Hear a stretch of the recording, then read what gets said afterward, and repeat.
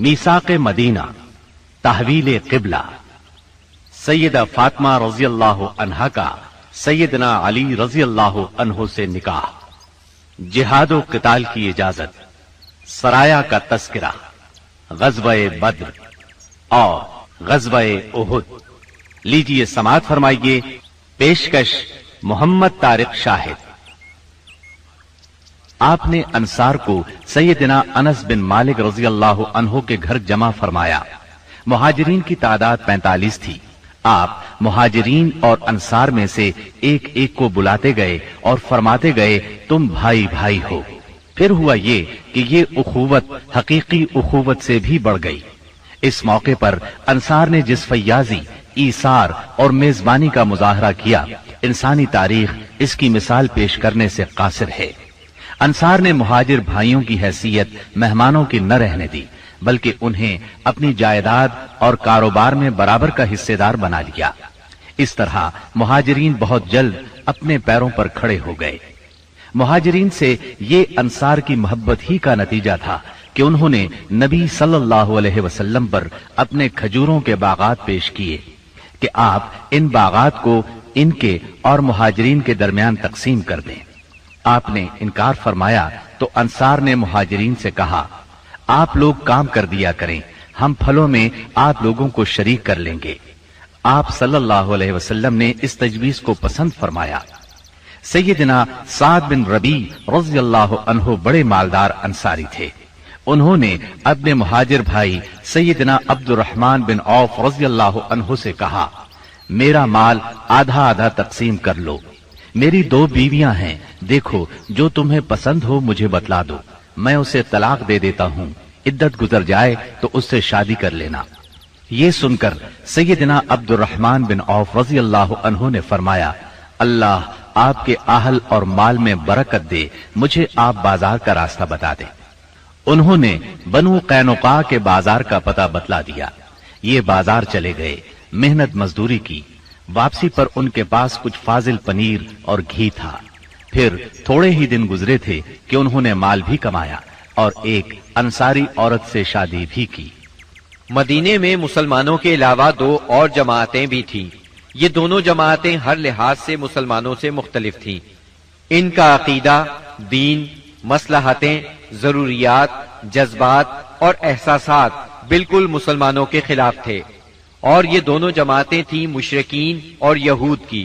चुनाचे नबी अकरम सल्लल्लाहु अलैहि वसल्लम ने एक अहदो पैमान मुसलमानों के माबैन कराया और एक दूसरा अहदो पैमान मुसलमानों और मुशरिकीन नीज मुसलमानों और यहूद के दरमियान कराया।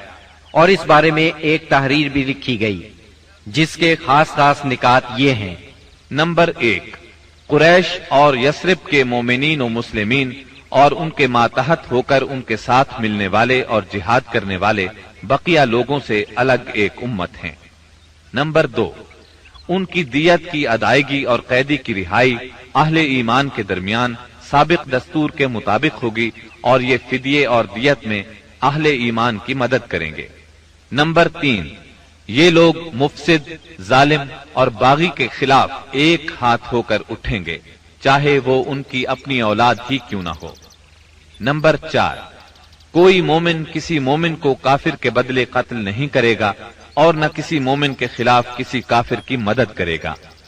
नंबर 5, अल्लाह का जिम्मा एक है, लिहाजा एक मामूली आदमी का दिया हुआ जिम्मा भी सारे मुसलमानों पर लागू होगा। नंबर 6, जो यहूद मुसलमानों के पैरोकार हो जाएं, उनकी मदद की जाएगी और वो दूसरे मुसलमानों की तरह होंगे। नंबर 7, मुसलमानों की सुलह एक होगी। नंबर 8, जो किसी मोमिन को कसदन कत्ल कर दे उससे किसास लिया जाएगा, सिवाय इस सूरत के कि मकतूल के वली राजी हो जाएं और अहले ईमान पर जरूरी है कि सब कातिल के खिलाफ उठ खड़े हों। नंबर 9, किसी मोमिन के लिए हलाल नहीं कि किसी हंगामा बर्पा करने वाले या बिदती की मदद करे या उसे ठिकाना मुहैया करे। नंबर 10, उनके दरमियान किसी बात में इख्तिलाफ हो तो उसे अल्लाह और उसके रसूल की तरफ लौटाया जाएगा। इस अहदो पैमान के अलावा नबी अकरम सल्लल्लाहु अलैहि वसल्लम ने मुख्तलिफ औकात और मौकों पर मुसलमानों से اسلامی قوت کا حق بھی بیان فرمایا۔ انہیں آپس میں تعاون، مدد، اتحاد و یگانگت، غم گساری اور خبر گیری کی ترغیب دی، یہاں تک کہ یہ اخوت تاریخ کی انتہائی بلندیوں تک پہنچ گئی۔ باقی رہے مشرکین تو ان کا معاملہ اور تھا۔ ان کی اکثریت اپنے سرداروں اور بڑوں سمیت مسلمان ہو چکی تھی، اور ان میں اتنی سخت نہیں تھی کہ مسلمانوں کے مقابلے میں کھڑے ہو سکیں۔ لہٰذا ان سے نبی اکرم صلی اللہ علیہ وسلم نے یہ عہد لیا کہ کوئی مشرک قریش کی جان و مال کو پناہ نہیں دے گا، اور نہ کسی مومن کے آگے اس کی حفاظت کے لیے رکاوٹ بنے گا۔ اس عہد کے بعد ان کی طرف سے کوئی اندیشہ نہ رہا۔ باقی رہے یہود، تو ان کے ساتھ نبی اکرم صلی اللہ علیہ وسلم نے جو معاہدہ کیا، اس کے خاص نکات یہ ہیں۔ نمبر 1، یہود مسلمانوں کے ساتھ ایک امت ہوں گے، ان کے لیے ان کا دین اور مسلمانوں کے لیے مسلمانوں کا دین ہوگا، ان کے ذمے ان کا خرچ ہوگا اور مسلمانوں کے ذمے مسلمانوں کا خرچ ہوگا۔ نمبر 2، جو طاقت اس معاہدے کے کسی بھی فریق سے جنگ کرے گی یا یثرب پر حملہ کرے گی، سب آپس میں اس کے خلاف تعاون کریں گے اور ہر ایک اپنی جانب کا دفاع کرے گا۔ نمبر 3، اس معاہدے کے شرکاء کے درمیان خیر خواہی، خیر اندیشی اور نیکوکاری کے تعلقات ہوں گے، گناہ کے نہیں۔ نمبر 4، آدمی اپنے حلیف کے جرم میں نہیں پکڑا جائے گا۔ نمبر 5، مظلوم کی مدد کی جائے گی۔ نمبر 6، جب تک جنگ برپا رہے گی یہود بھی مسلمانوں کے ساتھ خرچ برداشت کریں گے۔ نمبر 7، اس معاہدے کے شرکاء پر یثرب میں ہنگامہ آرائی اور کشت و خون حرام ہوگا۔ نمبر 8، اگر ان میں کوئی ہنگامہ یا جھگڑا برپا ہو جائے تو اس کا فیصلہ اللہ اور اس کے رسول کریں گے۔ نمبر 9، قریش اور ان کے مددگاروں کو پناہ نہیں دی جائے گی۔ نمبر 10، یہ معاہدہ کسی ظالم یا مجرم کے لیے آڑ نہیں بنے گا۔ اس معاہدے کی روح سے یثرب کے سارے باشندے مسلمان، مشرکین اور یہود ایک ہی وحدت کی لڑی میں پرو دیے گئے۔ مدینہ اور اس کے اطراف کو ملا کر ایک آزاد اور خود مختار حکومت قائم ہو گئی۔ اس میں مسلمانوں کا کلمہ نافذ تھا اور اس کے سربراہ محمد صلی اللہ علیہ وسلم تھے۔ اس دوران 1 اور 2 ہجری میں کئی اہم واقعات پیش آئے، ان میں سے کچھ اس طرح ہیں۔ اسی دوران میں قبلے کی تبدیلی کا حکم آیا۔ مکہ مکرمہ سے ہجرت کر کے مدینہ منورہ آنے کے بعد 16 یا 17 ماہ تک مسلمان بیت المقدس کی طرف رخ کر کے نماز پڑھتے رہے۔ اب حکم آیا کہ خانہ کعبہ یعنی مسجد الحرام کی طرف منہ کر کے نماز ادا کی جائے۔ اسی سال میں رمضان المبارک کے روزے رکھنے اور زکوٰۃ ادا کرنے کے احکام نازل ہوئے۔ پھر عیدین کی نماز اور صدقۃ الفطر کا حکم دیا گیا۔ اسی سال میں پہلی عید الفطر اور پہلی عید الاضحیٰ پڑھی گئی۔ اسی سال نبی کریم صلی اللہ علیہ وسلم نے اپنی پیاری بیٹی سیدہ فاطمہ رضی اللہ عنہا کی شادی سیدنا علی رضی اللہ عنہ سے کی۔ سب سے بڑھ کر یہ کہ اسی سال میں مسلمانوں پر حکم الہی سے جہاد فرض کیا گیا اور مسلمانوں کو اپنے دفاع کا حق دیا گیا۔ مکہ معظمہ میں صرف تبلیغ کا حکم تھا، اب اپنے تحفظ میں تلوار اٹھانے کا حکم آ گیا۔ چنانچہ سریوں اور غزوات کا آغاز ہوا۔ جن جنگوں میں آپ نے کسی صحابی کو امیر لشکر بنا کر بھیجا وہ سریہ کہلاتی ہے، اور جن جنگی مارکوں میں آپ خود امیر لشکر ہوئے وہ غزوہ کہلاتے ہیں۔ تاریخ اسلام میں غزوات کی تعداد 21 سے لے کر 27 تک بیان کی جاتی ہے، جبکہ سریوں کی تعداد اس سے کہیں زیادہ ہے۔ اس سال کے دوران کئی غزوات ہوئے، لیکن سب سے مشہور غزوہ بدر ہے۔ نبی کریم صلی اللہ علیہ وسلم جب ہجرت کر کے مدینہ منورہ پہنچے تو ان دنوں مدینے میں ایک نہایت دولت مند اور با اثر شخص عبداللہ بن ابی تھا۔ ہجرت سے پہلے انصار میں اس کا بہت اثر و رسوخ تھا۔ انصار اسے اپنا سردار بنانے والے تھے، بلکہ اس کی تاج پوشی کے لیے ایک تاج بنوا لیا گیا تھا۔ اسی دوران میں آپ صلی اللہ علیہ وسلم ہجرت کر کے مدینہ پہنچے اور انصار کے دونوں قبائل نے آپ کے ہاتھ پر بیعت کر لی اور میثاق مدینہ کے ذریعے سے یہودیوں نے بھی آپ کی قیادت کو تسلیم کر لیا۔ اس سے عبداللہ بن ابی کی سرداری کے منصوبے دھرے کے دھرے رہ گئے۔ اس بنا پر اس نے آپ کی مخالفت پر کمر باندھ لی۔ ادھر مشرکین مکہ جو اسلام، مسلمانوں اور رسول اللہ صلی اللہ علیہ وسلم کی دشمنی میں جل بھن رہے تھے، انہوں نے عبداللہ بن ابی کو ایک دھمکی آمیز خط تحریر کیا۔ اس خط میں انہوں نے 2 ٹوک الفاظ میں لکھا: آپ لوگوں نے ہمارے صاحب کو پناہ دے رکھی ہے، اس لیے ہم اللہ کی قسم کھا کر کہتے ہیں یا تو آپ لوگ اس سے لڑائی کریں یا اسے نکال دیں، یا پھر ہم اپنی پوری جمعیت کے ساتھ آپ لوگوں پر چڑھائی کر کے آپ کے سارے جنگجوؤں کو قتل کر دیں گے اور آپ کی عورتوں کی حرمت پامال کر دیں گے۔ جب یہ خط عبداللہ بن ابی اور اس کے ساتھیوں کو ملا تو وہ رسول اللہ صلی اللہ علیہ وسلم سے جنگ کے لیے تیار ہو گئے۔ نبی اکرم صلی اللہ علیہ وسلم کو اس کی خبر ہوئی تو آپ ان کے پاس تشریف لے گئے اور فرمایا: قریش کی دھمکی تم لوگوں پر بہت گہرا اثر کر گئی ہے۔ تم خود اپنے آپ کو جتنا نقصان پہنچا دینا چاہتے ہو، قریش تمہیں اس سے زیادہ نقصان نہیں پہنچا سکتے۔ تم اپنے بیٹوں اور بھائیوں سے خود ہی لڑنا چاہتے ہو۔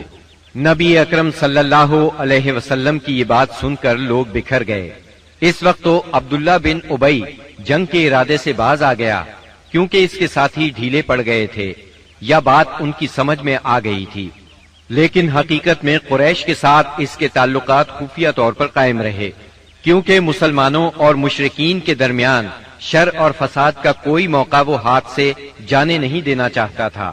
پھر اس نے اپنے ساتھ یہود کو بھی ملا رکھا تھا تاکہ اس معاملے میں ان سے بھی مدد حاصل کرے، لیکن وہ تو نبی صلی اللہ علیہ وسلم کی حکمت تھی جو رہ رہ کر شر و فساد کی آگ کو بجھا دیتی تھی۔ مسلمانوں کی ہجرت اور مدینے میں ان کی کامیابی سے کفار مکہ بہت تل ملا رہے تھے اور مدینے پر چڑھائی کے بہانے ڈھونڈ رہے تھے۔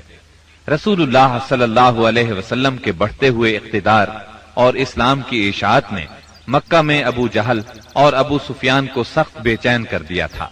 یہی کیفیت مدینے میں عبداللہ بن ابی کی تھی۔ اس نے قریش کے حوصلے بڑھائے اور انہیں یقین دہانی کرائی کہ اگر تم نے مدینے پر دھاوا بولا تو یہودی تمہارا ساتھ دیں گے۔ مسلمان جب سے مدینہ آئے تھے خطرات بڑھتے جا رہے تھے اور ان کے سروں پر منڈلا رہے تھے۔ یہی وجہ تھی کہ مسلمانوں نے راتوں کو جاگ جاگ کر مدینے کا پہرا دیا۔ ادھر قریش نے مدینے کو تباہ و برباد کرنے کا ارادہ کر لیا۔ اس غرض کے لیے انہوں نے کئی قبائل کو اپنا ہم نوا بنا لیا۔ چنانچہ جب نبی صلی اللہ علیہ وسلم کو خبر ہوئی تو آپ نے 2 تدابیر اختیار کی۔ پہلی یہ کہ قریش کی شامی تجارت بند کر دی جائے تاکہ وہ مجبور ہو کر مدینے پر حملہ آور ہونے کا ارادہ ترک کر دیں۔ دوسرے یہ کہ مدینے کے آس پاس کے قبیلوں سے امن و امان کا معاہدہ کیا جائے تاکہ قریش جنگ مسلط کریں تو انہیں غیر جانبدار رکھا جا سکے۔ جب اللہ تعالی کی طرف سے جہاد اور قتال کی اجازت دی گئی تو رسول اللہ صلی اللہ علیہ وسلم نے کئی ایک سرایہ بھیجے اور غزوات میں حصہ لیا۔ ان کی مختصر تفصیل کچھ یوں ہے۔ اس سلسلے میں پہلا سریہ جو رسول اللہ صلی اللہ علیہ وسلم نے بھیجا وہ سریہ سیف البحر کہلاتا ہے۔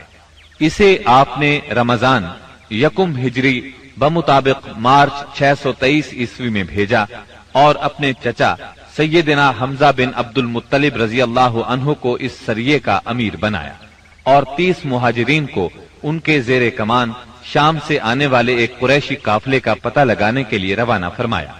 اس قافلے میں 300 آدمی تھے جن میں ابو جہل بھی تھا۔ مسلمان ایس کے اطراف میں ساحل سمندر کے پاس پہنچے تو قافلے کا سامنا ہو گیا اور دونوں فریق جنگ کے لیے صف آرا ہو گئے۔ قریب تھا کہ جنگ ہو جاتی لیکن قبیلہ جوہینہ کے سردار نے بیچ بچاؤ کرا دیا۔ دونوں فریق واپس چلے گئے۔ یہ اسلامی تاریخ کا پہلا سریہ اور پہلا فوجی عمل تھا۔ اس کا جھنڈا سفید تھا اور یہ اسلامی تاریخ کا پہلا جھنڈا تھا۔ اس کے علم بردار سیدنا ابو مرصد کناز بن حسین غنوی رضی اللہ عنہ تھے۔ اس کے بعد پے در پے سریے روانہ کیے گئے۔ چنانچہ شوال 1 ہجری میں سیدنا عبیدہ بن حارث رضی اللہ عنہ کو 60 مہاجرین کے ساتھ بطن رابغ کی وادی میں بھیجا گیا۔ वहां अबू सुफियान से सामना हुआ जो 200 आदमियों के साथ था। दोनों तरफ से तीर चले लेकिन जंग न हुई। फिर ज़ीक़ाद यकुम हिजरी में सैयदना साद बिन अबी वक्कास रज़ी अल्लाह अन्हु को 20 मुहाजिरीन के साथ खर्रार की तरफ भेजा गया, जो कि जोहफा के करीब एक मकाम है, लेकिन उनका किसी से सामना न हुआ। इसके बाद सफर 2 हिजरी में 70 मुहाजिरीन के साथ रसूलुल्लाह सल्लल्लाहु अलैहि वसल्लम खुद निकले और अबवा या वद्दान तशरीफ ले गए। मुहिम का मकसद कुरैश के एक काफिले की राह रोकना था, लेकिन किसी से सामना न हुआ। ये पहली मुहिम थी जिसमें रसूलुल्लाह सल्लल्लाहु अलैहि वसल्लम बजाते खुद निकले। इसके बाद रबीउल अव्वल 2 हिजरी में रसूलुल्लाह सल्लल्लाहु अलैहि वसल्लम 200 सहाबा के साथ रवाना हुए। मकसूद कुरैश का काफिला था, जिसमें उमैया बिन खल्फ समेत कुरैश के 100 आदमी और 2500 ऊंट थे। आप रज़वा के अतराफ में मकाम बुआत तक तशरीफ ले गए, लेकिन किसी से सामना न हुआ। इसी महीने में कुर्ज बिन जाबिर फेहरी ने मुशरिकीन की एक मुख्तसर सी फौज के साथ मदीना की चराहगाह पर छापा मारा और कुछ मवेशी हाँक कर ले गया। रसूलुल्लाह सल्लल्लाहु अलैहि वसल्लम ने 70 सहाबा के हमराह उसका ताक़ुब किया और बद्र के अतराफ में वाक़े वादिये सफवान तक तशरीफ ले गए, लेकिन कुर्ज निकल भागा। इसी वाक़े को बाज लोग ग़ज़वा-ए बद्र ऊला भी कहते हैं। इसके बाद आप जुमादल ऊला या जुमादल उखरा 2 हिजरी में 150 या 200 मुहाजिरीन के साथ जुल उशैरा तक तशरीफ ले गए। मकसूद कुरैश के एक काफिले को रोकना था जो मुल्क शाम जा रहा था, लेकिन आपके पहुंचने से पहले वो जा चुका था। इस सफर में आपने बनु मुदलिज और उनके हलीफ बनु जमरा से जंग न करने का मुआहदा किया। फिर रजब 2 हिजरी में नबी अकरम सल्लल्लाहु अलैहि वसल्लम ने सैयदना अब्दुल्ला बिन जहश असदी रजी अल्लाह अन्हु को 12 मुहाजिरीन के साथ मक्का और ताइफ के दरमियान एक मकाम नखला की तरफ रवाना किया।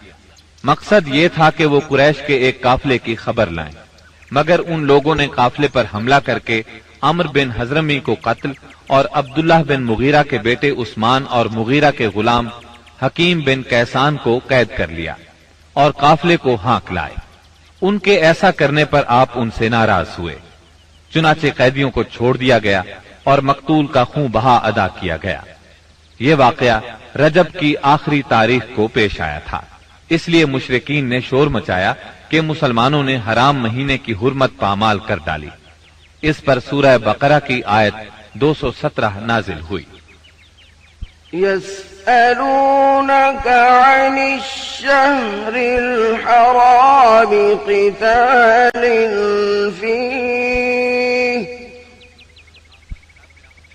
قل قتال فيه كبير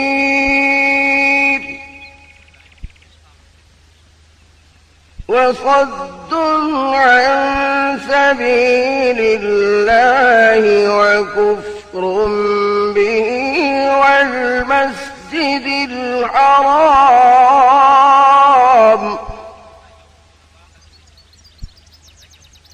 وإخراج أهله منه أكبر عند الله والفتنة أكبر من القتل۔ लोग आपसे हराम महीने में लड़ाई के बारे में पूछते हैं। आप कह दीजिए, इसमें जंग करना बड़ा गुनाह है और अल्लाह की राह से रोकना और उसके साथ कुफ्र करना, मस्जिद हराम से रोकना और उसके बाशिंदों को वहां से निकालना, ये सब अल्लाह के नजदीक और ज्यादा बड़ा जुर्म है और फितना कत्ल से बढ़कर है। ये थी जंगी नक्लो हरकत जो मदीना मुनव्वरा और इसके अतराफ के अमन की हिफाजत के लिए नबी सल्लल्लाहु अलैहि वसल्लम और मुसलमानों ने कायम कर रखी थी। इससे कुरैश को ये बतलाना भी मकसूद था कि अगर वो अपने शर से बाज ना आए तो अंजाम बुरा होगा, लेकिन वो अपनी खुदसरी और तकब्बुर में बढ़ते ही चले गए। चुनाचे बदर के मैदान में उन्होंने इसकी सजा पा ली और जजा बहरहाल घाटे ही की थी। 17 रमजान 2 हिजरी को गज़वा बद्र हुआ। ये कुरैश और मुसलमानों के दरमियान पहला फैसला कुन मारिका था। इसका सबब ये हुआ कि रसूलुल्लाह सल्लल्लाहु अलैहि वसल्लम जिस काफिले के लिए जुल उशैरा तक तशरीफ ले गए थे और वो बचकर शाम चला गया था, आप सल्लल्लाहु अलैहि वसल्लम उसकी ताक में थे और उसकी खबर लाने के लिए आपने शाम के मकाम हौरा तक तलहा बिन उबैदुल्लाह और सईद बिन ज़ैद रज़ियल्लाहु अन्हुमा को भेजा। चुनांचे जैसे ही ये काफिला वहां से गुजरा, उन्होंने फौरन मदीना मुनव्वरा खबर पहुंचाई। इस काफिले में अहले मक्का की बड़ी दौलत थी, यानी 1000 ऊंट, जिन पर कम अज कम 262 किलो सोने की मालियत का सामान था, और उसकी हिफाजत के लिए सिर्फ 40 आदमी थे। खबर मिलते ही रसूलुल्लाह सल्लल्लाहु अलैहि वसल्लम ने सहाबाए किराम रज़ियल्लाहु अन्हुम को निकलने की दावत दी, ताहम निकलना जरूरी नहीं करार दिया। चुनांचे इस दावत पर 313, 314 या 317 सहाबा ने लब्बैक कहा। इनमें 82 या 83 या फिर 86 मुहाजिरीन थे और बकिया अंसार, और फिर अंसार में से 61 कबीला औस से थे और 170 कबीला खजरज से थे। उन्होंने मुकम्मल तैयारी भी नहीं की थी। सवारी में सिर्फ 2 घोड़े, एक सैयदना जुबैर बिन अव्वाम और दूसरा सैयदना मिक़दाद बिन असवद किंदी के पास था, और 70 ऊंट थे। 8 या 12 रमजानुल मुबारक 2 हिजरी को ये मुख्तसर फौज लेकर रसूलुल्लाह सल्लल्लाहु अलैहि वसल्लम मदीना मुनव्वरा से निकले तो बद्र मंजिल मकसूद थी। ये मदीना मुनव्वरा के जुनूब मगरिब में 155 किलोमीटर के फासले पर वाक़े है। इसे हर तरफ से बुलंद पहाड़ों ने घेर रखा है। ज्यादा हिस्सा रेतला है। साहिल समंदर यहाँ से करीबन 10 मील के फासले पर है। यहाँ पानी का एक चश्मा है और इर्द गिर्द बागात मौजूद हैं। इस काफिले के सालार अबू सुफियान थे, जो बहुत होशियार और चौकन्ने आदमी थे। हर आने जाने वाले से मुसलमानों की नक्लो हरकत के बारे में मालूम करते रहते थे। अभी वो बद्र से काफी दूर थे कि उन्हें मुसलमानों के निकलने का इल्म हो गया। चुनाचे उन्होंने फौरन काफिले का रुख मगरिब की तरफ फेर कर साहिल का रास्ता पकड़ लिया और बद्र का रास्ता मुकम्मल तौर पर छोड़ दिया। साथ ही जमजम बिन अम्र गिफारी को उजरत देकर मक्का भेजा कि जिस कदर जल्द मुमकिन हो उन्हें मुसलमानों के निकलने की इत्तिला दे दें। उसने खबर पहुंचाई तो अहले मक्का निहायत तेजी से तैयार हुए और सब के सब निकले। अबू लहब के सिवा बड़ों में से कोई पीछे न रहा। आसपास के कबाइल के लोग भी साथ ले लिए। जब ये लश्कर मकाम जुहफा पर पहुंचा तो अबू सुफियान का पैगाम मिला। इसमें उसने अपने बच निकलने की इत्तिला दी थी और ये मुतालबा किया था कि मक्का वापस पलट जाएं। चुनाचे लोगों ने वापसी का इरादा कर लिया, मगर अबू जहल ने अपने तकब्बुर और अकड़ की वजह से वापस जाने से इनकार कर दिया। कुरैश की फौज में 1000 आदमी थे, जिनके पास 100 घोड़े और 600 जिरें थी और ऊंट कसरत से थे। एक तरफ इन्हें अपनी कसरत पर नाज और साजो सामान पर फख्र था, तो दूसरी तरफ नबी करीम सल्लल्लाहु अलैहि वसल्लम इज्जो इनकिसार से अल्लाह की बारगाह में हाथ फैलाए दुआ कर रहे थे। आपकी दुआ के अल्फाज ये थे, ऐ बारी ताला, अगर मुसलमानों की ये मुट्ठी भर जमात हलाक हो गई तो रूए जमीन पर कभी तेरी इबादत न की जाएगी। ऐ अल्लाह, अगर तू चाहे तो आज के बाद कभी तेरी इबादत न की जाए। आपने खूब तजर्रो और खुलूस से दुआ की, यहाँ तक कि आपकी चादर आपके कंधों से गिर गई। सैयदना अबू बकर रज़ियल्लाहु अन्हु ने चादर दुरुस्त की और अर्ज किया, ऐ अल्लाह के रसूल, बस करें। आपने अपने रब से जी भर के दुआ फरमा ली। दोनों लश्कर आमने सामने आए तो सबसे पहले मुशरिकीन में से बेहतरीन सालार उतबा, शैबा और वलीद बिन उतबा मैदान में निकले। उतबा और शैबा रबिया के बेटे थे। उन्होंने ललकार कर कहा, आओ तुम में से कौन हमारे मुकाबले पर आता है। मुकाबले के लिए अंसार के 3 जवान निकले, एक औफ, दूसरे मुअव्विस। ये दोनों हारिस के बेटे थे, तीसरे अब्दुल्ला बिन रवाहा रज़ियल्लाहु अन्हुम। कुरैशियों ने कहा, तुम कौन लोग हो? उन्होंने कहा, हम अंसार की एक जमात हैं। कुरैशियों ने कहा, आप लोग शरीफ मद्दे मुकाबिल हैं, लेकिन हमें आपसे सरोकार नहीं। हम तो अपने चचेरे भाइयों को चाहते हैं। फिर उनके मुनादी ने आवाज लगाई, محمد ہمارے پاس ہماری قوم کے ہمسروں کو بھیجو۔ رسول اللہ صلی اللہ علیہ وسلم نے فرمایا، عبیدہ بن حارث اٹھو، حمزہ اٹھو، علی اٹھو۔ جب یہ لوگ اٹھے اور قریشیوں کے قریب پہنچے تو انہوں نے پوچھا، آپ کون لوگ ہیں؟ انہوں نے اپنا تعارف کرایا۔ قریشیوں نے کہا، آپ لوگ شریف مد مقابل ہیں۔ اس کے بعد معرکہ آرائی ہوئی۔ سیدنا عبیدہ بن حارث نے عتبہ بن ربیعہ سے مقابلہ کیا، سیدنا حمزہ نے شیبہ سے اور سیدنا علی نے ولید سے۔ سیدنا حمزہ اور سیدنا علی نے اپنے اپنے مد مقابل کو جھٹ مار لیا، لیکن عبیدہ بن حارث اور ان کے مد مقابل کے درمیان ایک ایک وار کا تبادلہ ہوا اور دونوں میں سے ہر ایک نے دوسرے کو گہرا زخم لگایا۔ اتنے میں سیدنا علی اور سیدنا حمزہ اپنے اپنے شکار سے فارغ ہو کر آ گئے۔ آتے ہی عتبہ پر ٹوٹ پڑے، اس کا کام تمام کیا اور سیدنا عبیدہ کو اٹھا لائے۔ ان کا پاؤں کٹ گیا تھا اور آواز بند ہو گئی تھی، جو مسلسل بند ہی رہی، یہاں تک کہ جنگ کے چوتھے یا پانچویں دن جب مسلمان مدینے سے واپس ہوتے ہوئے وادی صفرا سے گزر رہے تھے، ان کا انتقال ہو گیا۔ مبارزت کا نتیجہ مشرکین کے لیے برا ثابت ہوا، چنانچہ وہ غصے سے بے قابو ہو کر مسلمانوں کی صفوں میں تندی کے ساتھ ٹوٹ پڑے، گھمسان کا رن پڑا اور کشتوں کے پشتے لگ گئے۔ اس سے مشرکین کی صفوں میں اضطراب کی لہر دوڑ گئی۔ طاغوت اکبر ابو جہل ملعون نے اپنی صفوں میں اضطراب کی ابتدائی لہر دیکھی تو چاہا کہ اس سیلاب کے سامنے ڈٹ جائے، چنانچہ وہ اپنے لشکر کو للکارتا ہوا تکبر کے ساتھ کہنے لگا، لات و عزا کی قسم، ہم اس وقت تک واپس نہیں ہوں گے جب تک انہیں رسیوں میں نہ جکڑ لیں۔ دیکھو تمہارا کوئی آدمی ان کے کسی آدمی کو قتل نہ کرے، بلکہ انہیں پکڑو اور گرفتار کرو تاکہ ہم ان کو اس حرکت کا مزہ چکھائیں۔ لیکن اسے اس غرور کی حقیقت کا بہت جلد پتہ لگ گیا، کیونکہ چند ہی لمحے بعد مسلمانوں کے حملے کی تندی کے سامنے مشرکین کی صفیں پھٹنا شروع ہو گئیں۔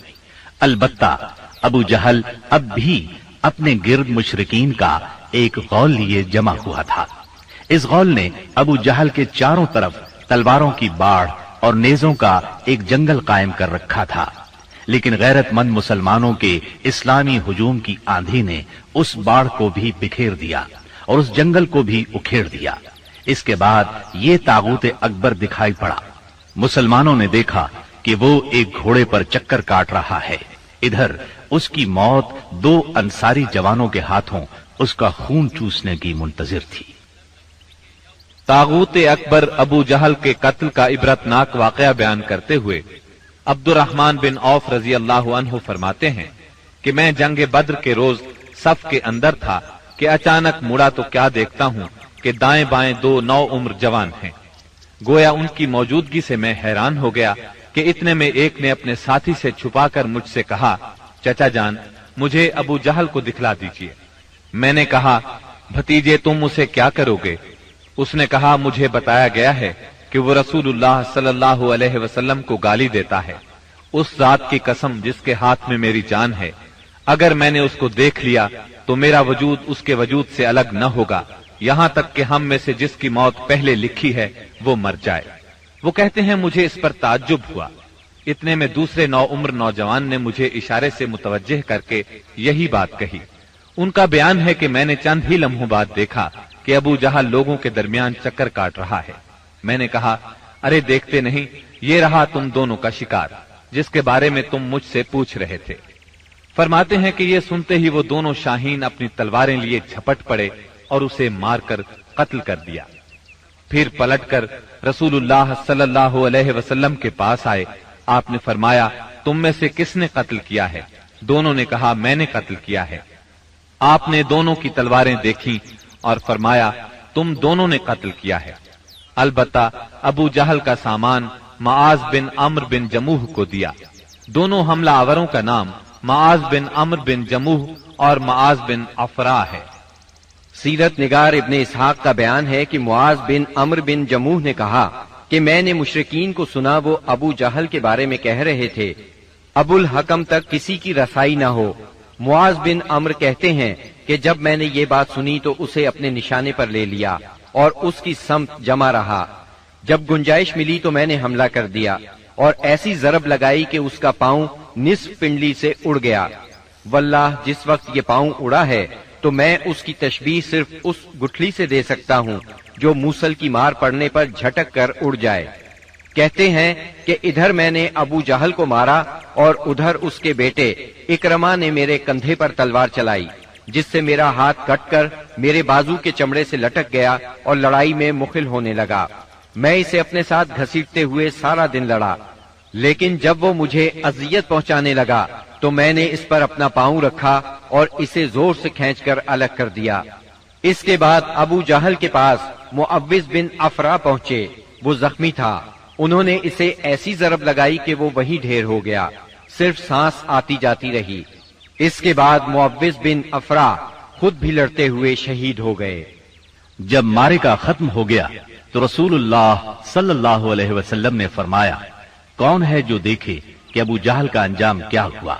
اس پر صحابہ کرام اس کی تلاش میں بکھر گئے۔ عبداللہ بن مسعود رضی اللہ عنہ نے اسے اس حالت میں پایا کہ ابھی سانس آ جا رہی تھی۔ انہوں نے اس کی گردن پر پاؤں رکھا اور سر کاٹنے کے لیے داڑھی پکڑی اور فرمایا، او اللہ کے دشمن، آخر اللہ نے تجھے رسوا کیا نا؟ اس نے کہا، مجھے کاہے کو رسوا کیا؟ کیا جس شخص کو تم لوگوں نے قتل کیا ہے اس سے بھی بلند پایا کوئی آدمی ہے؟ یا جس کو تم لوگوں نے قتل کیا اس سے بھی کوئی اوپر آدمی ہے؟ پھر بولا، کاش مجھے کسانوں کی بجائے کسی اور نے قتل کیا ہوتا۔ اس کے بعد کہنے لگا، مجھے بتاؤ فتح کس کی ہوئی؟ عبداللہ بن مسعود رضی اللہ عنہ نے فرمایا، اللہ اور اس کے رسول صلی اللہ علیہ وسلم کی۔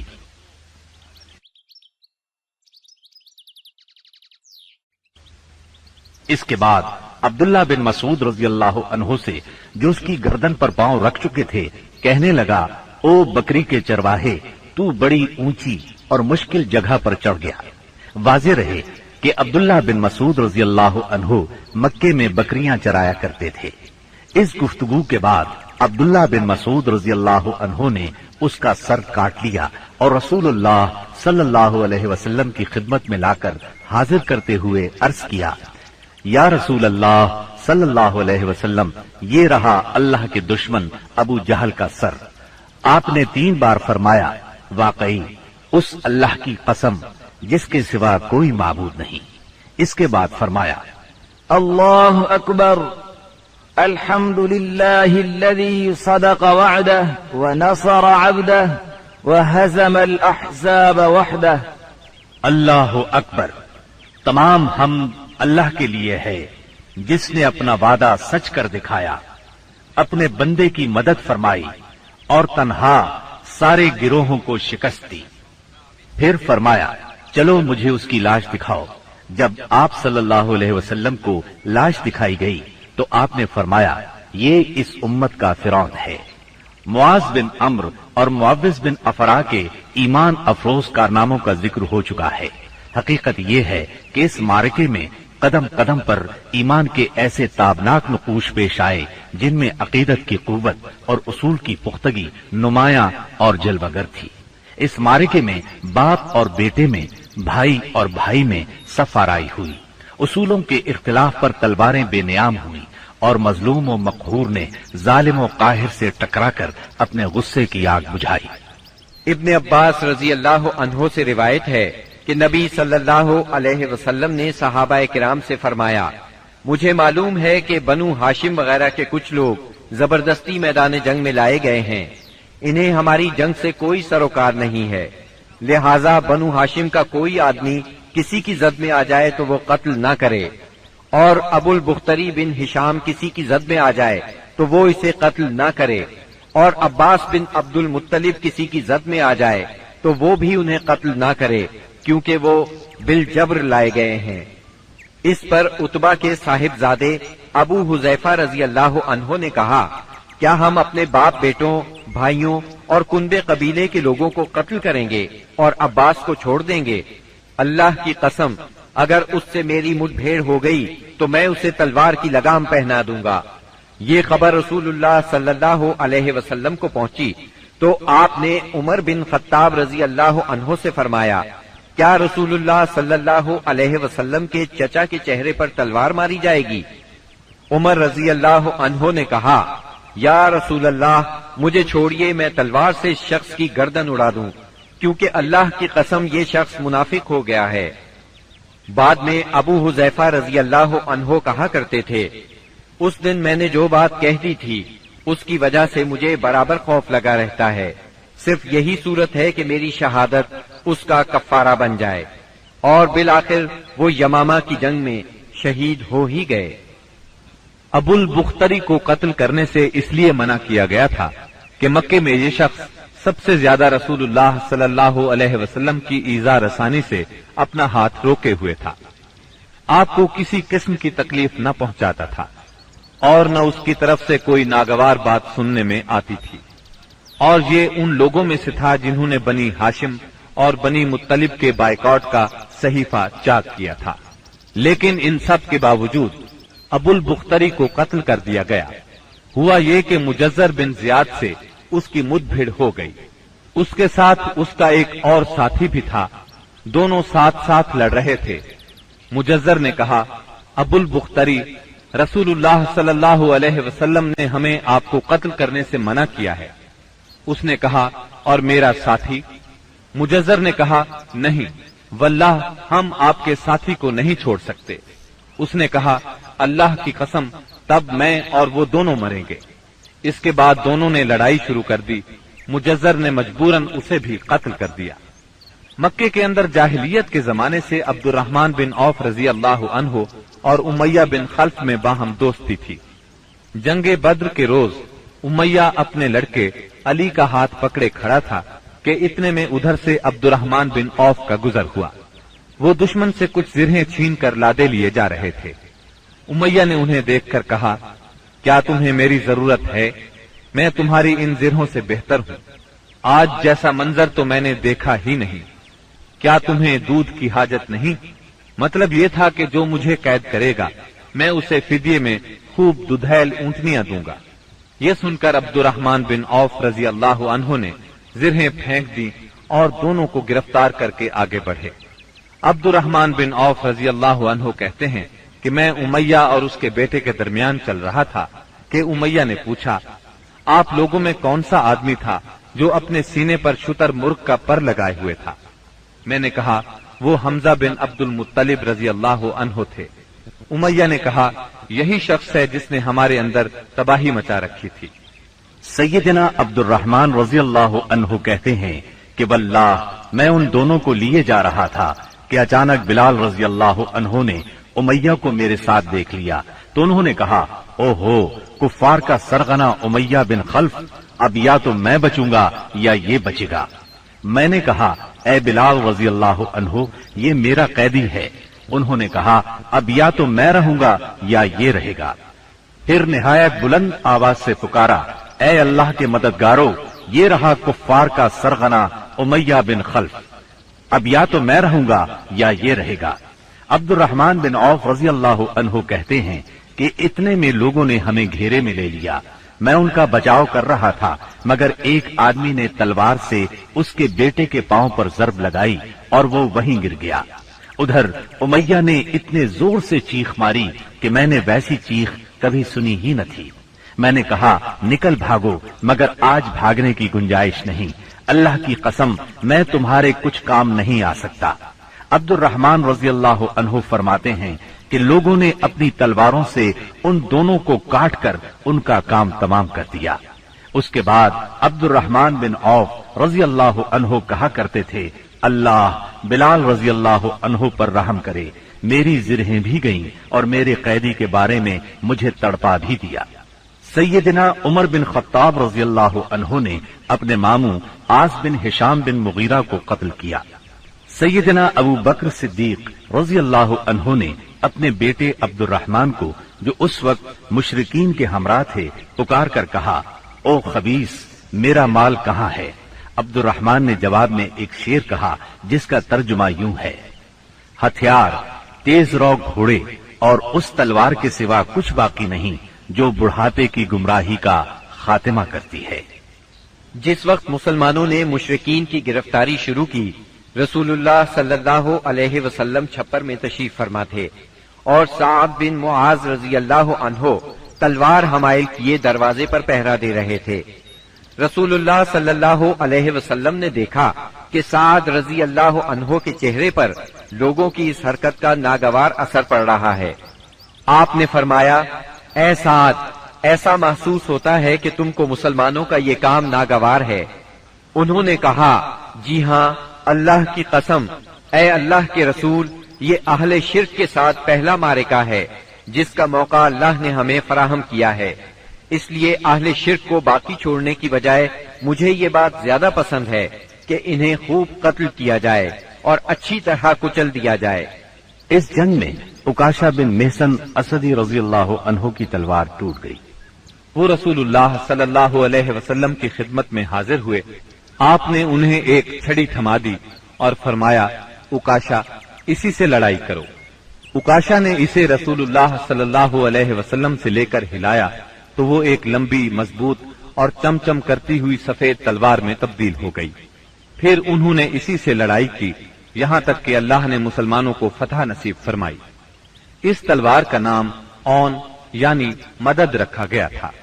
یہ تلوار مستقلاً عکاشہ رضی اللہ عنہ کے پاس رہی اور وہ اسی کو لڑائیوں میں استعمال کرتے رہے، یہاں تک کہ دور صدیقی میں مرتدین کے خلاف جنگ کرتے ہوئے شہید ہو گئے۔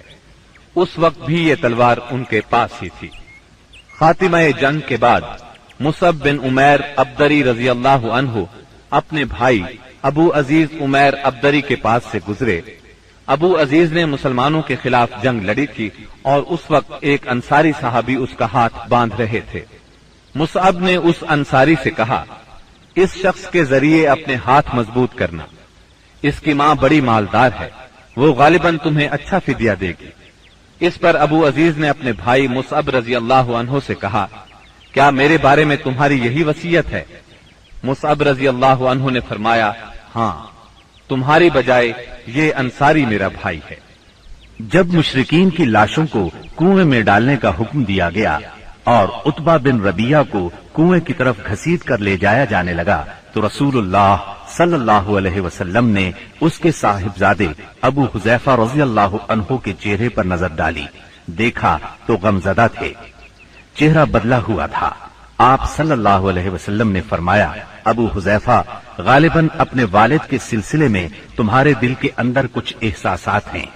انہوں نے کہا، نہیں واللہ یا رسول اللہ، میرے اندر میرے باپ کے بارے میں اور ان کے قتل کے بارے میں ذرا بھی لرزش نہیں، البتہ میں اپنے باپ کے متعلق جانتا تھا کہ ان میں سوجھ بوجھ ہے، دور اندیشی اور فضل و کمال ہے، اس لیے میں آس لگائے بیٹھا تھا کہ یہ خوبیاں انہیں اسلام تک پہنچا دیں گی، لیکن اب ان کا انجام دیکھ کر اور اپنی توقع کے خلاف کفر پر ان کا خاتمہ دیکھ کر مجھے افسوس ہے۔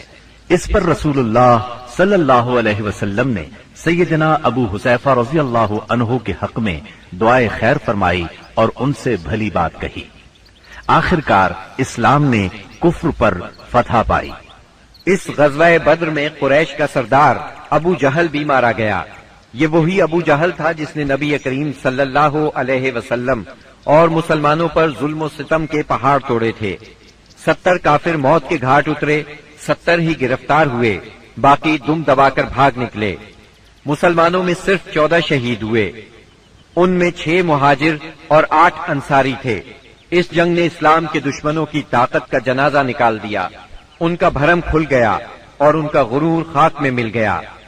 جب رسول اللہ صلی اللہ علیہ وسلم مدینہ پہنچ چکے تو آپ نے قیدیوں کے بارے میں مشورہ کیا۔ سیدنا ابو بکر نے فدیہ لینے کی رائے دی، جبکہ سیدنا عمر کی رائے یہ تھی کہ انہیں قتل کر دیا جائے۔ انہوں نے فرمایا، میرا قریبی میرے حوالے کریں اور میں اسے قتل کروں۔ عقیل بن ابی طالب سیدنا علی کے حوالے کریں، وہ اس کی گردن کو اڑائیں، یہاں تک کہ اللہ کو معلوم ہو جائے کہ ہمارے دلوں میں مشرکین کے لیے کوئی نرم گوشہ نہیں ہے، اور یہ حضرات مشرکین کے ائمہ اور قائدین ہیں۔ رسول اللہ صلی اللہ علیہ وسلم نے فدیہ لینا طے کیا۔ یہ فدیہ 4000 سے 3000 اور کم از کم 1000 درہم تک تھا۔ اور ان میں سے جو لکھنا پڑھنا جانتے تھے ان کا فدیہ یہ قرار دیا گیا کہ وہ 10 بچوں کو لکھنا پڑھنا سکھا دیں۔ غزوہ بدر میں قریش کے 70 آدمی مارے گئے، ان میں عتبہ اور ابو جہل جیسے رئیس شامل تھے۔ ابو جہل کے بعد قریش کا سردار ابو سفیان کو بنایا گیا، یہ بنو امیہ سے تھے۔ اس طرح بنو امیہ کے وقار میں اضافہ ہو گیا۔ جمادی الاولیٰ 3 ہجری میں قریش نے اپنا ایک قافلہ عراق کے راستے ملک شام بھیجا۔ یہ راستہ نجد سے ہو کر شام جاتا تھا اور مدینے کے قریب سے نہیں گزرتا تھا۔ اس قافلے کی قیادت صفوان بن امیہ کر رہا تھا۔ رسول اللہ صلی اللہ علیہ وسلم کو اس کا علم ہو گیا۔ آپ نے سیدنا زید بن حارثہ رضی اللہ عنہ کی کمان میں 200 سواروں کا ایک دستہ بھیج دیا۔ قریش کا قافلہ نجد میں قردہ نامی ایک چشمے پر پڑاؤ ڈال رہا تھا کہ سیدنا زید رضی اللہ عنہ نے اس پر حملہ کر دیا۔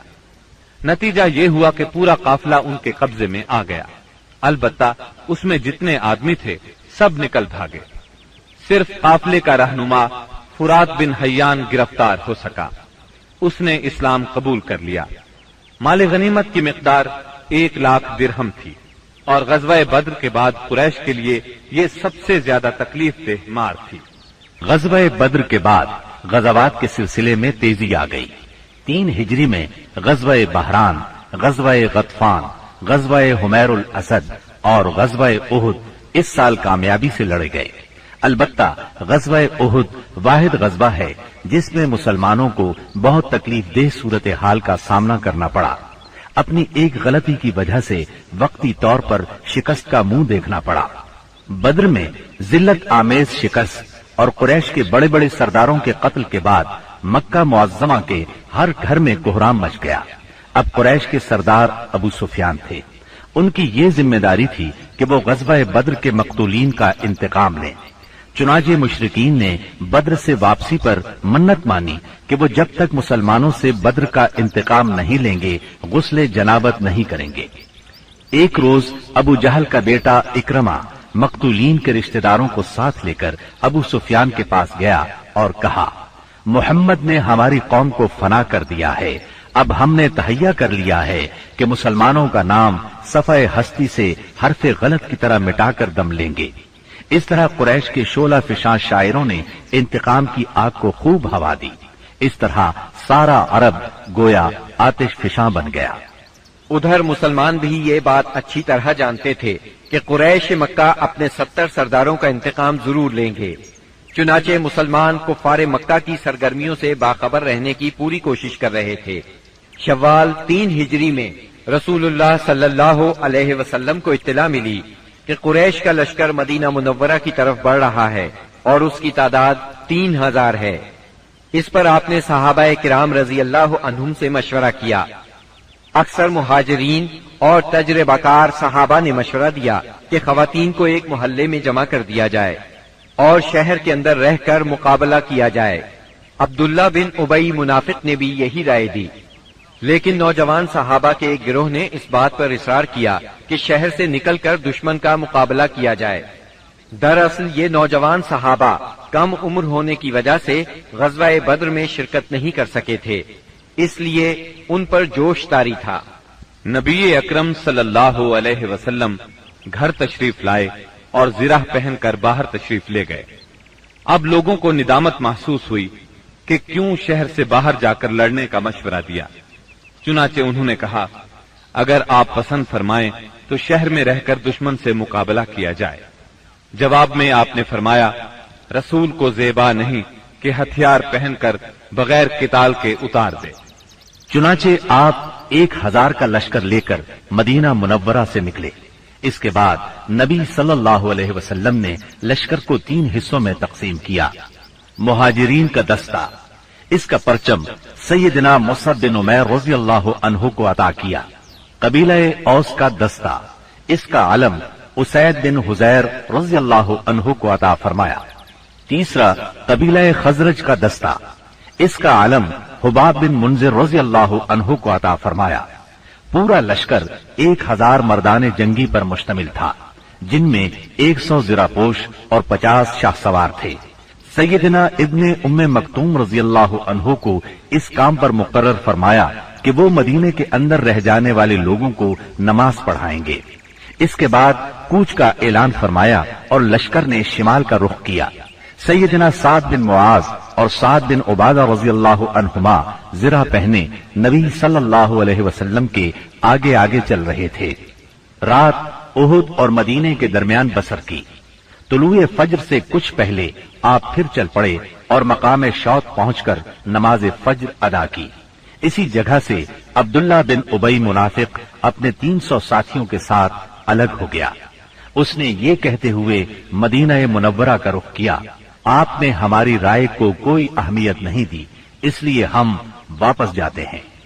इस बगावत और वापसी के बाद रसूलुल्लाह सल्लल्लाहु अलैहि वसल्लम ने बाकी मानदा लश्कर को लेकर, जिसकी तादाद 700 थी, दुश्मन की तरफ कदम बढ़ाया। दुश्मन का पड़ाव आपके और उहुद के दरमियान कई समत से हायल था, इसलिए आपने दरियाफ्त किया कि कोई आदमी है जो हमें दुश्मन के पास से गुजरे बगैर किसी करीबी रास्ते से ले चले। इसके जवाब में अबू खैसमा रजी अल्लाह अन्हो ने अर्ज किया, या रसूल अल्लाह, मैं इस खिदमत के लिए हाजिर हूँ। फिर उन्होंने एक मुख्तसर रास्ता इख्तियार किया। वहां पहुंचकर नबी करीम सल्लल्लाहु अलैहि वसल्लम ने आगे बढ़कर वादी के आखिरी सिरे पर वाक़े उहद पहाड़ की घाटी में नुज़ूल फरमाया और वहीं अपने लश्कर का कैंप लगवाया। सामने मदीना था और पीछे उहद का पहाड़। इस तरह दुश्मन का लश्कर मुसलमानों और मदीने के दरमियान हद फासिल बन गया। यहाँ पहुंचकर रसूलुल्लाह सल्लल्लाहु अलैहि वसल्लम ने लश्कर की तरतीब व तंजीम कायम की और जंगी नुक्ता नजर से उसे कई सफों में तकसीम फरमाया। उनकी कमान सैयदना अब्दुल्लाह बिन जुबैर बिन नौमान रजी अल्लाह अन्हु के सपुर्द की और उन्हें वादी कनात के जुनूबी किनारे पर वाक़े एक छोटी सी पहाड़ी पर, जो इस्लामी लश्कर के कैंप से कोई 150 मीटर जुनूब मशरिक में वाक़े है और अब जबल रुमात के नाम से मशहूर है, तैनात फरमाया और उन्हें हिदायत देते हुए फरमाया, अगर तुम लोग देखो कि हमें परिंदे उचक रहे हैं तो भी अपनी जगह न छोड़ना यहाँ तक कि मैं बुला भेजूं, और अगर तुम देखो कि हमने कौम को शिकस्त दी है और उन्हें कुचल दिया है तो भी अपनी जगह न छोड़ना यहाँ तक कि मैं बुला भेजूं।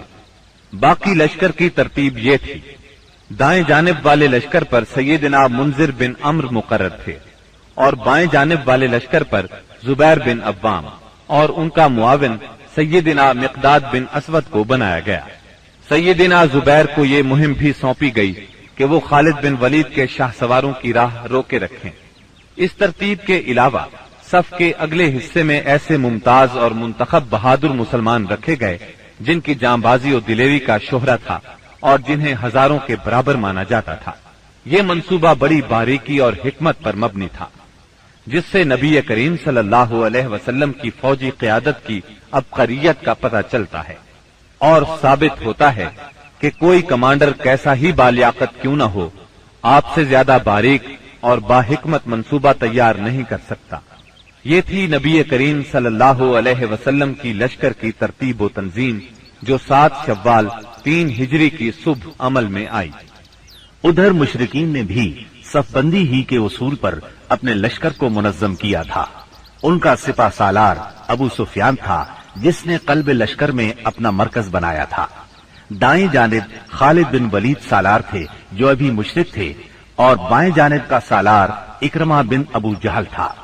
पैदल फौज की कमान सफवान बिन उमैया के पास थी और तीर अंदाजों पर अब्दुल्ला बिन रबिया मुकर्रर हुए। झंडा बनु अब्दुद्दार की एक छोटी सी जमात के हाथ में था। इसके बाद दोनों फरीक आमने सामने और करीब आ गए और लड़ाई का मरहला शुरू हो गया। जंग के पहले मरहले की इब्तिदा मुशरिकीन के अलमबरदार तलहा बिन अबी तलहा से हुई। उसने मुसलमानों को ललकारा। उसकी ललकार सुनकर सैयदना जुबैर रज़ियल्लाहु अन्हु फौरन सफ से निकलकर आगे आए, उसके मुकाबिल हुए, बढ़कर एक भरपूर वार किया। तलहा फौरन ही जहन्नम रसीद हो गया।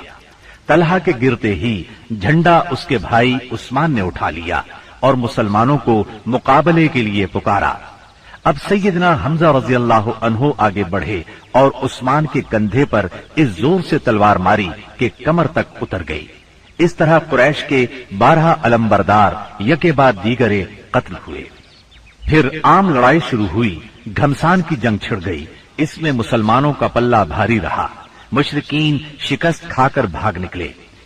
उन्हें जोश दिलाने वाली औरतें भी भाग खड़ी हुई।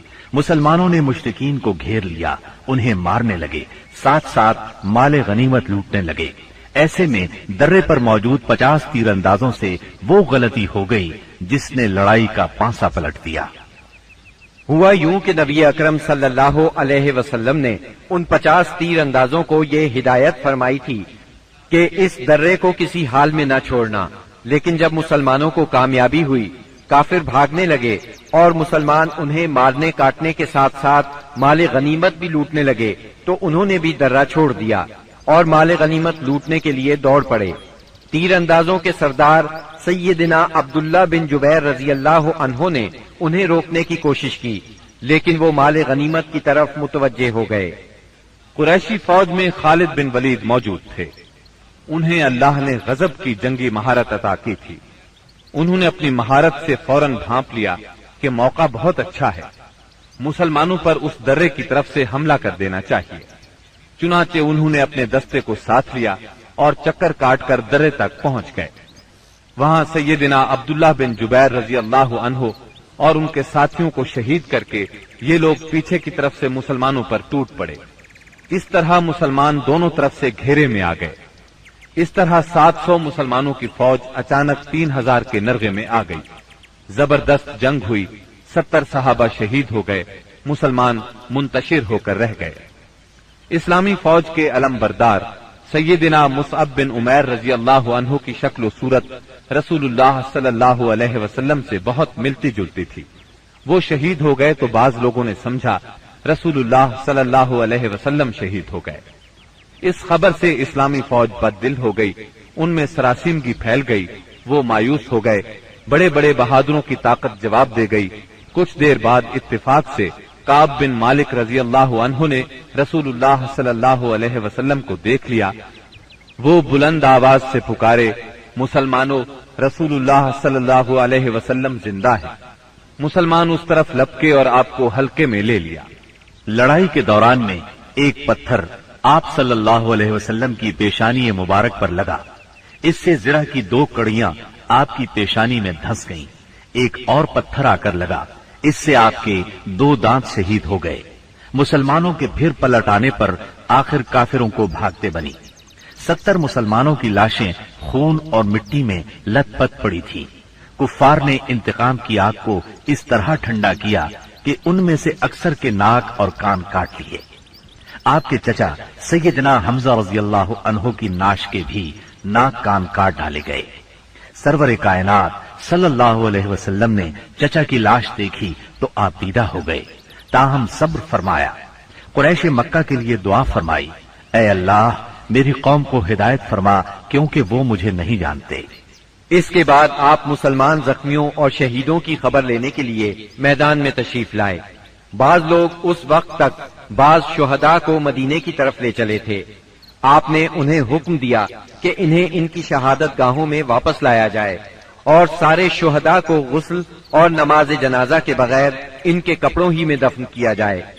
आपने 2-2 और 3-3 शहीदों को एक ही कब्र में दफन किया और ऐसा भी हुआ कि 2 शहीदों को एक ही कपड़े में दफन किया गया। दरमियान में इसखिर घास डाल दी गई। लहद में उस शख्स को आगे किया जिसे कुरान ज्यादा याद था। आपने फरमाया, मैं इन लोगों के बारे में कयामत के दिन गवाही दूंगा। लोगों ने सैयदना हंजला बिन अबी आमिर रजी अल्लाह अन्हु की लाश इस हालत में पाई कि वो जमीन से ऊपर उठी हुई थी और उससे पानी टपक रहा था। रहमत दो आलम सल्लल्लाहु अलैहि वसल्लम ने फरमाया, फरिश्ते इन्हें गुस्ल दे रहे हैं। उनका वाकया ये है कि उनकी नई नई शादी हुई थी। बीवी के साथ ही थे कि जंग की दावत कानों में पड़ी। वो बीवी को छोड़कर सीधे मैदान जंग में आ गए। फिर हालत जनाबत ही में लड़ते हुए शहीद हो गए। चुनाचे फरिश्तों ने उन्हें गुस्ल दिया, इसलिए उन्हें गसीलुल मलाइका कहा जाता है। सैयदना हमजा रजी अल्लाह अन्हु को इतनी छोटी चादर में दफना दिया गया कि अगर सर ढांका जाता तो पांव खुल जाते थे और पांव ढांके जाते तो सर खुल जाता था। चुनाचे पांव पर इज़खिर घास डाल दी गई। यही सूरत हाल सैयदना मुसअब बिन उमैर रजी अल्लाह अन्हु के साथ पेश आई। शुहदा के दफन और उनके लिए दुआ के बाद नबी अकरम सल्लल्लाहु अलैहि वसल्लम और सहाबा किराम मदीने की तरफ चले। रास्ते में कुछ औरतें मिली जिनके अजीज शहीद हुए थे। नबी सल्लल्लाहु अलैहि वसल्लम ने उन्हें तसल्ली दी और उनके लिए दुआ फरमाई। बनु दीनार की एक खातून आई जिनके शौहर, भाई और बाप शहीद हो गए थे। जब उन्हें उनके अजीजों की शहादत की खबर दी गई तो बोली, रसूलुल्लाह सल्लल्लाहु अलैहि वसल्लम की क्या खबर है? उन्हें बताया गया, रसूलुल्लाह सल्लल्लाहु अलैहि वसल्लम खैरियत से हैं। वो बोली, मैं आपको देखना चाहती हूँ। लोगों ने इशारे से बताया। जब उनकी नजर आप पर पड़ी तो बोली, कुल्लु मुसीबतिन बअदका जललू, कि आपके बाद हर मुसीबत हेच है। मदीने पहुंचकर मुसलमानों ने हंगामी हालत में रात गुजारी। जिस्मों पर जख्म ही जख्म थे, थकन से बदन चूर चूर थे और गमो अलम की कैफियत तारी थी। इसके बावजूद वो मदीने का पहरा देते रहे और रसूलुल्लाह सल्लल्लाहु अलैहि वसल्लम की पहरेदारी करते रहे। उधर रसूलुल्लाह सल्लल्लाहु अलैहि वसल्लम ने महसूस किया कि दुश्मन की नक्लो हरकत पर नजर रखना जरूरी है, ताकि वो मदीने का रुख करें तो उनसे खुले मैदान ही में दो दो हाथ कर लिए जाएं। चुनाचे सुबह हुई तो आपने ऐलान फरमाया, दुश्मन से मुकाबले के लिए चलना है और सिर्फ वही आदमी जा सकता है जो ओहद की लड़ाई में शरीक था। इस पर लोगों ने कहा, हमने बात सुनी और मानी।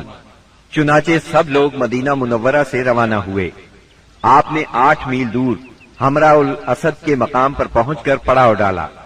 उधर मुशरिकीन ने मदीना मुनव्वरा से 36 मील दूर मकाम रौहा पर पड़ाव डाला और मदीने पर दोबारा चढ़ाई करने का मशवरा शुरू कर दिया। उन्हें अफसोस इस बात का था कि उन्होंने एक बेहतरीन मौका खो दिया।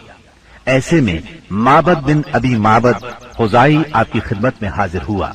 ये आपके खैरखाहों में से था। हमराउल असद ने आपके सामने पहुंचकर उसने ओहद के वाक़े पर ताज़ियत की। आपने उससे फरमाया, तुम जाकर अबू सुफियान से मिलो और उसकी हौसला शिकनी करो। माबद रौहा पहुंचा। उस वक्त तक मुश्रिकीन मदीने की तरफ पलट पड़ने का फैसला कर चुके थे। माबद ने उन्हें बुरी तरह डराया। कहने लगा, मोहम्मद ऐसी जमीयत लेकर निकले हैं कि मैंने ऐसी मिसाल पहले नहीं देखी। वो सब लोग तुम्हारे खिलाफ गुस्से से भरे हुए हैं, भड़के हुए हैं। उन पर इस कदर जोश तारी है कि मैंने ऐसी मिसाल पहले कभी नहीं देखी। नीज मेरा ख्याल है कि तुम कूच करने से पहले पहले उस लश्कर का हरावल दस्ता इस टीले के पीछे से नमूदार होता हुआ देख लोगे। उसकी बातें सुनकर मक्की लश्कर के हौसले पस्त हो गए, अज़ाइम ढीले पड़ गए। चुनाचे अबू सुफियान ने एक काफिले के जरिए से ये पैगाम भेजा, लोग तुम्हारे खिलाफ हैं, उनसे डरो। ये पैगाम उन्होंने इसलिए भेजा कि मुसलमान उनकी तरफ न आए और फिर वो अपने लश्कर के साथ फौरी तौर पर मक्के की तरफ चल पड़े।